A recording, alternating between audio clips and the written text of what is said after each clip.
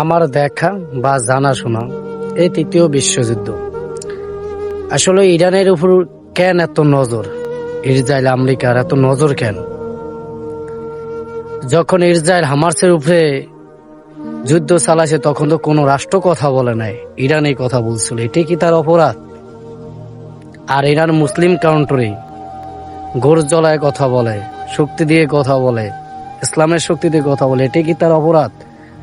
আসলে ইহুদি কখনো মুসলমানের ভালো চায় না, আর তারা কখনো ইসলামের ভালো চায় না।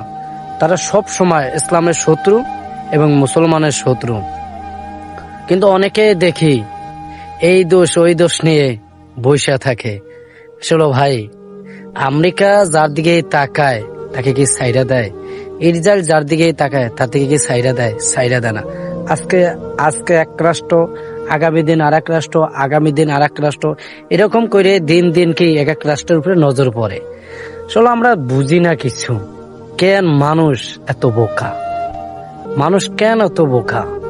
ইসলামের শত্রু তো থাকবেই, মুসলমানের শত্রু তো থাকবেই। কোন বিধর্মী, কোন ইহুদি কখনো কি চাইব মুসলমানের ভালো হোক?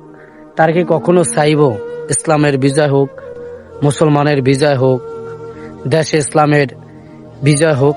কখনো চাইব? কোন ইহুদি, কোন নাস্তিক, কেউ কখনো চাইব না যে ইসলামের ভালো হোক।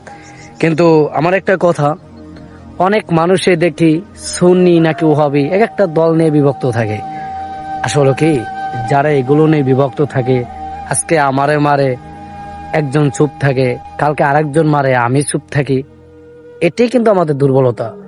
সবাই যদি একসাথে যদি কথা বলে, একসাথে যদি প্রতিবাদ করে, তাহলে কিন্তু এটা হয় না। কিন্তু মূলত আমাদের শত্রু আমরাই, আমাদের শত্রু আমরাই। আমরা মূলত একজনের ক্ষতি করে তখন তাকায় থাকি, আবার আরেকজন ক্ষতি করে তখন তাকায় থাকি। কিন্তু একটা কথা ক্লিয়ার কাটছাট বলি, বিধর্মীরা কখনো মুসলমানের ভালো চায় না, তারা কখনো ইসলামের বিজয় চায় না। আর যারা ইসলামের বিজয় চায় না, মুসলমানের বিজয় চায় না, তাদের উদ্দেশ্য আমার একটা কথা, আইস হোক অথবা কাল হোক অথবা আরো পরে হোক, ইসলামের বিজয় হবেই হবে ইনশাআল্লাহ, এবং মুসলমানের বিজয় হবেই হবে ইনশাআল্লাহ।